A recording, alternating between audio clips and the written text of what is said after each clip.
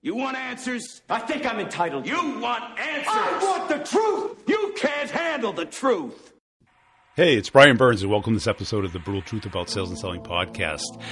Recently, Gong's done a lot of research on how to open up a sales call, and I've been talking about that on the Sales Questions podcast. So check out that podcast if you're interested or you do a lot of cold calling and you want to learn how to open it up. I have a much more effective way. Everyone gets stuck on this time thing. Oh, do you have a moment? Did I catch it at the right time? Wrong approach. Completely opposite of what you should be doing if you're cold calling and just dealing with people in general. But this week, we're going to be talking about the 7 words that sell. I got my buddy Brian back on the podcast. Before we get into it, I want to make sure you're checking out Prezi for Business. It is so powerful. As salespeople, when we build out our presentations or have our presentations for marketing, and we happen to send them either before or after a sales call and use it as a resource, as a reminder, as a storytelling device that they can use after we're talking to them. You can actually see when they're opening it, who they're forwarding to, how far they're getting through it. It's really cool stuff. Also, last week I interviewed Katie from Discover.org talking about people intent in market, people who are most likely to buy. Make sure you're checking that out on the B2B Revenue Leadership Podcast. Got a lot of great stuff up there that just doesn't apply to managers. It does apply to sales reps, but not only sales reps. But let's get into the interview. I think you're really going to enjoy this. It's 7 words that sell. And let's get into it. Hey, Brian, Gong's done a really good research on some of the words that are used on successful sales calls versus unsuccessful sales calls. And they've broken it down to 7 that I found some obvious, some interesting, some nuanced. Let's start with like the first one, using the word imagine. Now, this one I think is good. I think it's almost hypnotic in the sense that what you're trying to do is future project things with people. It's like, imagine if you didn't have to do this. Imagine if you could do this. Imagine what your life would be like if, this happened automatically.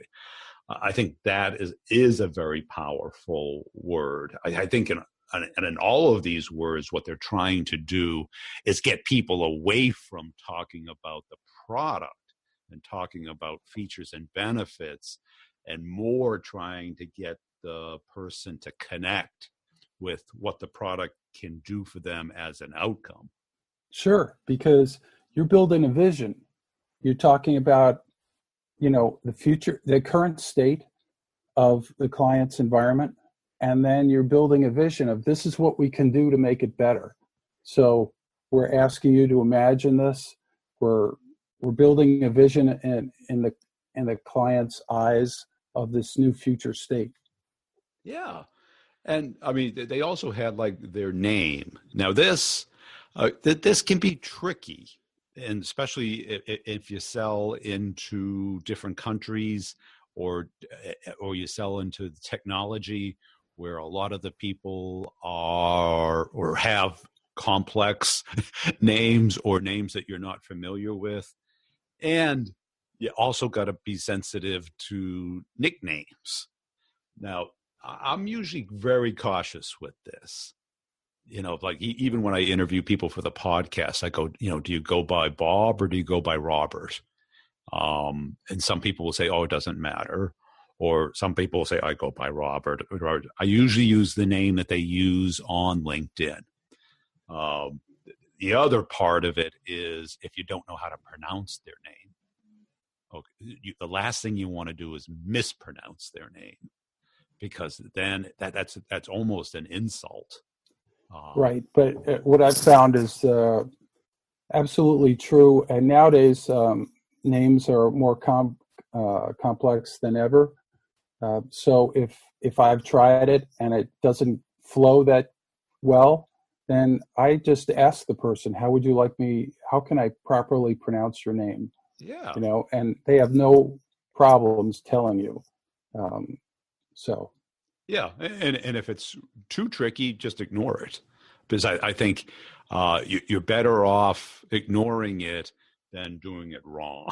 Because but everybody in personal interaction likes to hear their name. they do. Yeah. So to your point, being able to, whether it's they like to be called Sam, even though that's not their name, but addressing them with a name rather than just talking about a topic is much more directed, much more personal, and I think has much more of an impact.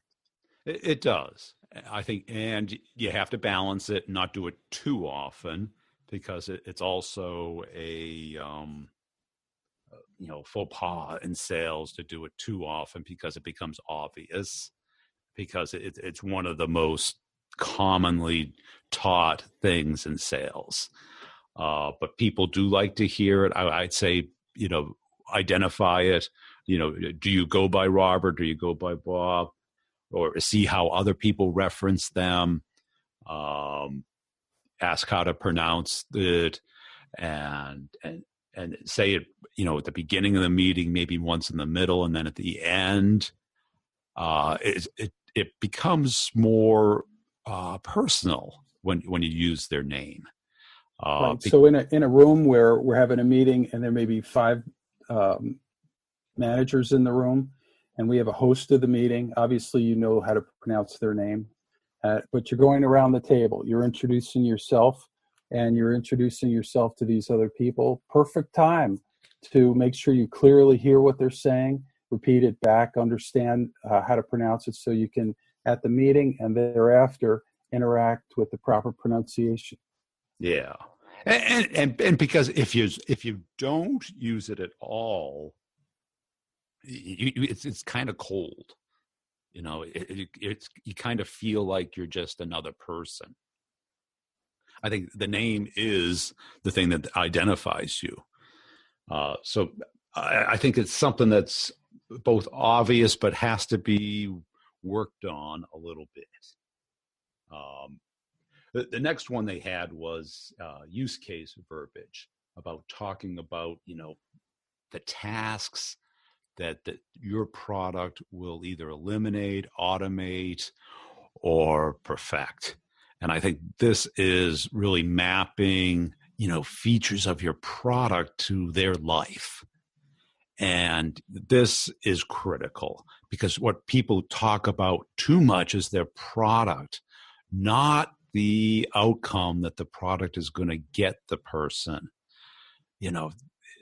This is, it's like taking the test drive in the car. What you want to do is have that person connect to the car. Let them enjoy how it feels, the speed, the handling of it, instead of talking about every feature of the radio. Isn't that horrible? How many times have we seen presentations where they just go down a list of features, and it's not only boring, but you want to how does that apply to this customer of yours that's given you an hour or two of their valuable time? Tell me how you came into their house, you're presenting your product. Now tell them how this product or service that you have is going to positively impact their business. Tell them how they can share a vision of how they can implement it and what that impact will be. Yeah. And the sales organizations today, there's a big pattern that's moving about teaching the sales reps what customers do all day, having them, have a day in the life of. That way you can empathize with them and care about what the product's going to do for them. What is it going to eliminate? What's it going to automate? What is it going to really do for them instead of what the product does? And it may sound like it's a nuance, but it's not. It's just a very different view of it. And I had a client that had a very technical product, and they were all telling me about, what it does. And I go, well, what does your customer do all day? How is this affecting the quality of their life?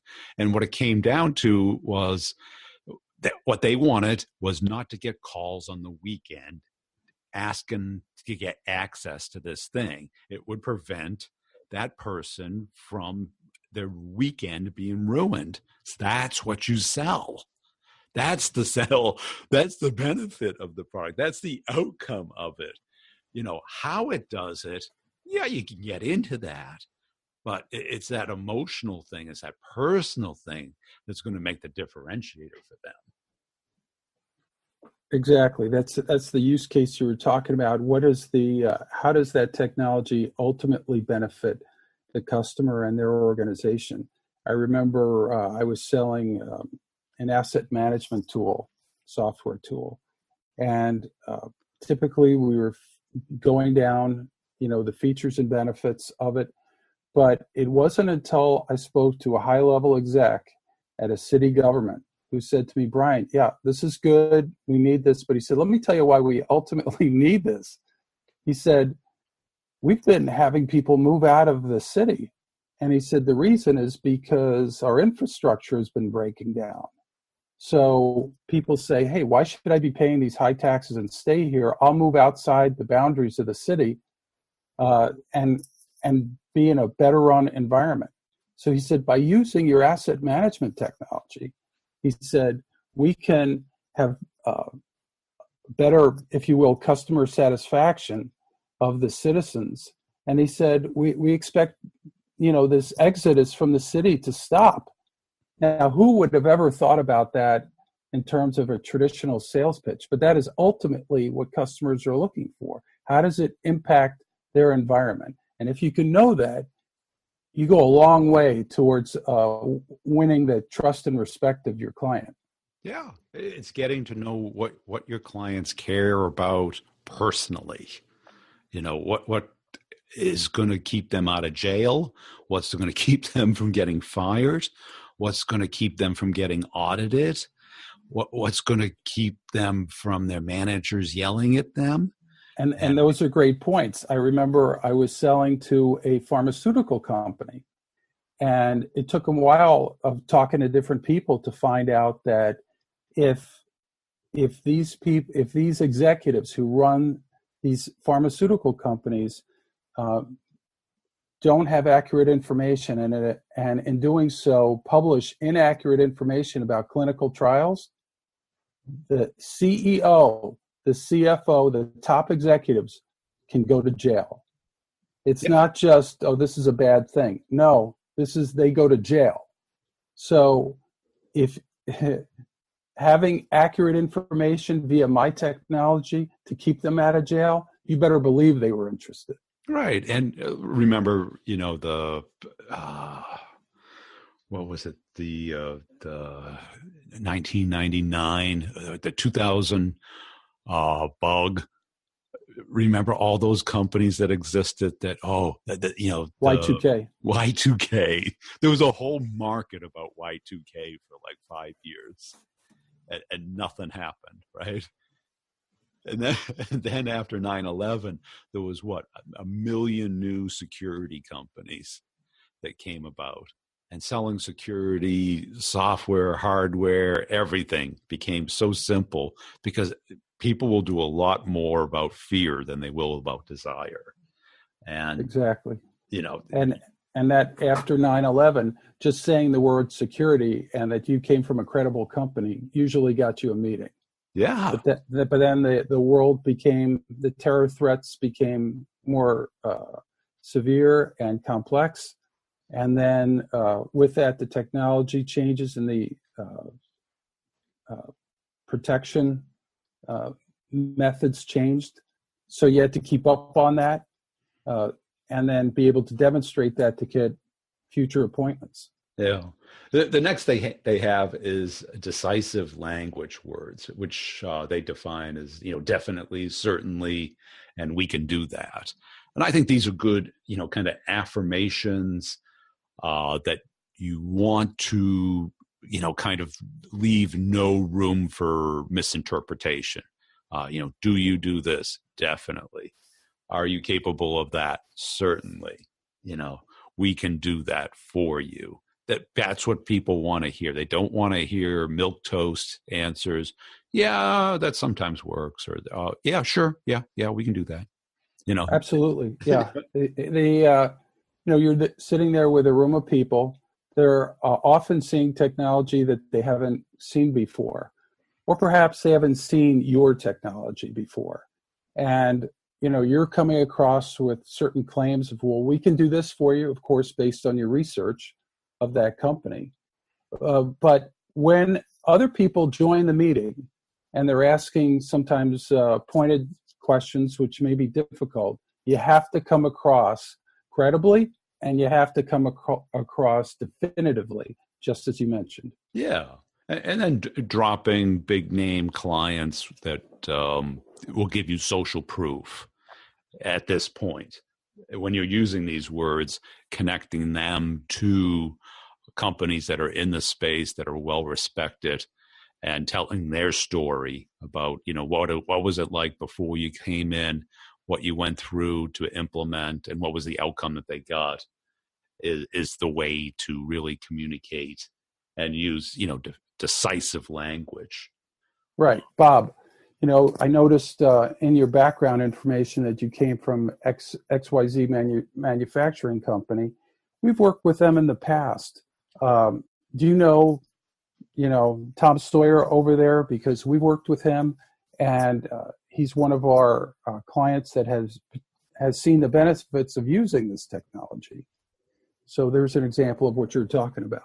Yeah, which rolls into the next one about being successful or ensuring success with the product. And in Gong's case, they said with the support team. But I think even as a sales rep, you've got to kind of give the reassurance that, here's my cell number. Call me on the weekends. You have any problem with support. And that's what I always used to do. Anytime support's not responding to you fast enough, text me, call me, I'll run down there. I'll get your problem solved. It's that type of personal guarantee that, people will respect and appreciate, and it builds trust that this is not just a transaction, because you want to feel part of their tribe and you want them to feel part of yours. And that's where you get that partner in crime relationship, which will give you the information that you need to sell more, to make sure that they stay a customer, make sure that they're referenceable, and will help you be part of your ecosystem. Well, as salespeople, we own the relationship. So we not only want them to be successful here, but we want to be able to reference them to close other deals, and also to have follow-on business. So to your point, here's my card. Call me anytime.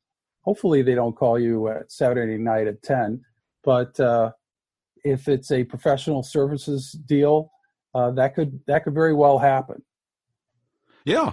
And if you ignore it, you've lost respect. But if you jump on it, you've gained so much more. And you've differentiated yourself from your competition. Yeah. Because, like even with the podcast, I've had clients where they say like, oh, yeah, you spelt this wrong, or you did this. And I immediately, run upstairs, log in, fix it, and then text them back, it's fixed. And they go, wow, that was quick.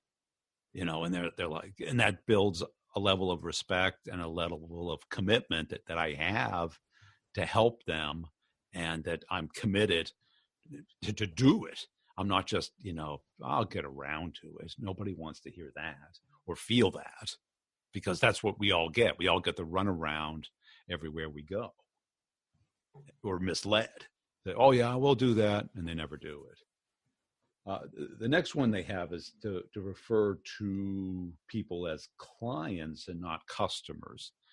And I think it is important how you refer to people. I refer to people as partners, and which also opens up a topic of, let me explain why. I've referred to people as partners, because I look at this as a long-term thing, that we're working together to achieve the goal that you want, and the side effect is the goal that I want. Not that my goal is to get what I want and the side effect is that you get something that you want. It's all about you, and by making you successful, I make me successful. I like that approach. Yeah. And I've worked for some companies where, they trained you to use the word customer. I've worked for other companies that were in the services business, and they used the word client because they came from a consulting background. But again, it's how do I show respect and use a word that, in my mind, says we have an ongoing relationship here. This is just not a one-time transaction. Yeah, and you definitely never want to refer to somebody as a prospect, because that's, No, you take off those internal slides. Yeah, right. Because, I'm a prospect. Oh, so I'm something to be used, to dug up, and to be exploited. It's like, no, you're trying to find people to work with. You're trying to connect with people. And, no matter how, fast and how much technology we have, it's still a person at the other end. And that's why we're coming up with these technologies to avoid salespeople and not engage with them. And salespeople are trying to come up with hacks to work around them. So it's this terrible situation that we have. And what we've got to go back to is the things that don't change. The things that don't change are, people like to work with people that they know, that they like, and that they trust. And for that to happen, you have to give before you take. And you have to give a lot, because, on social media, people are just giving and giving and giving and never have to pay for anything. Think of all the free stuff that's out there today. So for you to get money for something, you really have to give a lot. And I think the last one that they have is fair, where they close out the sales call using the word fair. And I've kind of used this a lot, and it's kind of a negotiation term, and it kind of gets the other person to either open up or to kind of express any kind of concern. And I think it's a great question. Do you feel that's fair? Yeah, that's a great word to have, because as you're especially moving a sale down the pipeline and having meetings with different levels of the organization, is that fair? Would you say that's a fair representation of the situation here in terms of, and that could be for a technical discussion or a financial discussion, but again, getting feedback and having them feedback to you, yeah, that sounds about right. That's fair. Yeah, and even when you get to the economic side, you can even ask them. I go, is that fair to us though? That you want a free year of this or a free year of that. I think everybody instinctually has a sense of fairness, that they want to be viewed as a fair person, even if they're a shark. I don't think anybody really wants to be viewed as I'm 100% taker. Right. And I've had some clients that want to impress other people in a meeting, and they'll come out with these outlandish demands, which they themselves know is not fair and probably will not happen, because it's not in the best interest of any vendor to do something that's that extreme. And ultimately, because of that, it doesn't benefit the client, the partner itself. So being able to have a discussion where, okay, you can ask these outlandish requests, but can we come to some agreement about what's fair here? And to your point, people instinctively know what that is. And if they don't, you get them talking, and that's what you really want. You want a conversation. You want a conversation, because if it isn't fair to you, maybe you're in the wrong place. Maybe the company's too small, not well funded, it's too early, and it's not going to happen. And if it's not going to happen, everyone's wasting their time. So it's a good way of getting to the real end point of are we really a match? And Right. By using that word, you're further qualifying the deal. yeah. And if we're not a match, let's not pretend we are, right? And not pretend, because people don't like to give bad news. Never in my life has a customer or a deal that I've lost, anyone call me up and tell me that I lost. I've called them and they told me they lost, but nobody likes to give bad news. So the bad news is typically radio silence, where they're just ignoring you. That's bad news, Isn't that right? Yeah, that is definitely bad news. Radio silence, that's the bad news. Yeah, because you see it in all kinds of relationships. It's like if people aren't participating, my law out of my book is if it's not overtly positive, it's covertly negative. Meaning if they're not affirming fairness or reasonableness, that they are covertly saying it's not fair, we're not interested, this is not a match. At which point you now have to either recover or accept that it's not. And to be in a delusional state of that it is or it could be without their involvement, it's just a one-sided sale. And no sale happens one-sided. Right. Cool. That was good. Easy enough? Yeah. Is it okay for you? Yeah, it's good. Okay. Cool. So I'll go send you the money. How's your weekend going? Yeah, well, it just got started today, Yeah. How's the weather? Oh, you were talking something about weather. Thank God. Praise Jesus. It's breaking 50 here. Hey, I hope you enjoyed that fun conversation I had with my buddy. Hey, I also want to remind you that opening up May 1st is the sales development, business development, grad school. This is for basically anybody who wants to get into B2B sales. If you're in B2C, if you're in retail right now, if you're selling houses, cars, financial services, anything to consumers, and you kind of realize that the income isn't there, or you want a better quality of life, or you want more options, first, just Google the salaries so that you know exactly how much these people are making, the jobs in your area. And this course will take you soup to nuts from wherever you are. You don't even have to be in sales, honest to God. So if you have a buddy that who wants to look and get into sales, check out this course at b2brevenue.com in the training department. Just click on it. It shows you all the courses that I have. Some are free, some are at a cost. I break it down by the month. It's not a monthly membership. It is a monthly fee for the course. So be careful when you look at your credit card statement and you see the amount. That's for the course. It's not something that you just cancel after 1 month.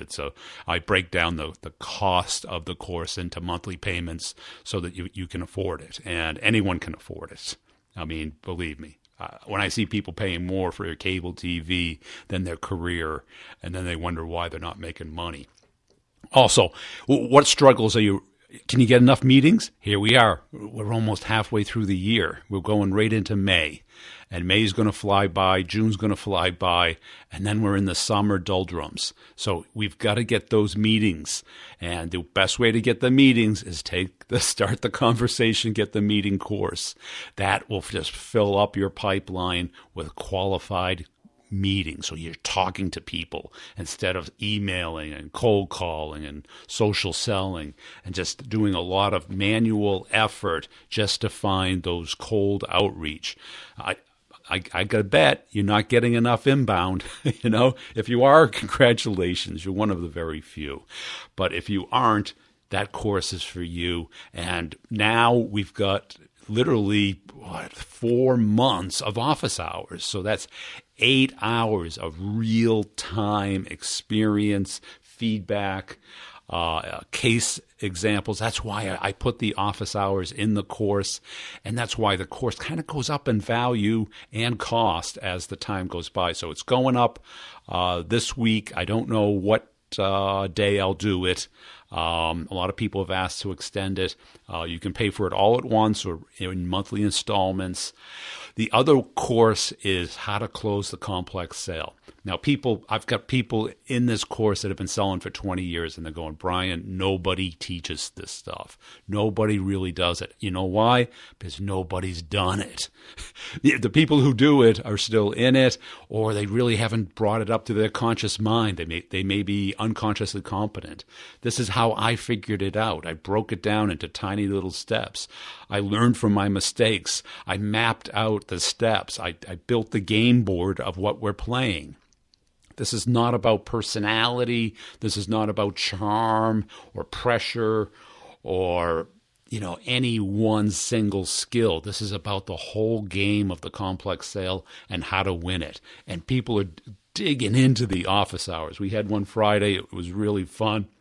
And I always encourage you, if you take the course, be the squeaky wheel. Be the person who sends examples, who chimes in and says, I need help. This is what I'm doing. This is what I'm getting. What should I do different? That's the model. It's not, Brian, tell me what to do. I can, but you need to do it. The way you learn is you watch something, you read something, you try it, you get feedback, and then you try it again.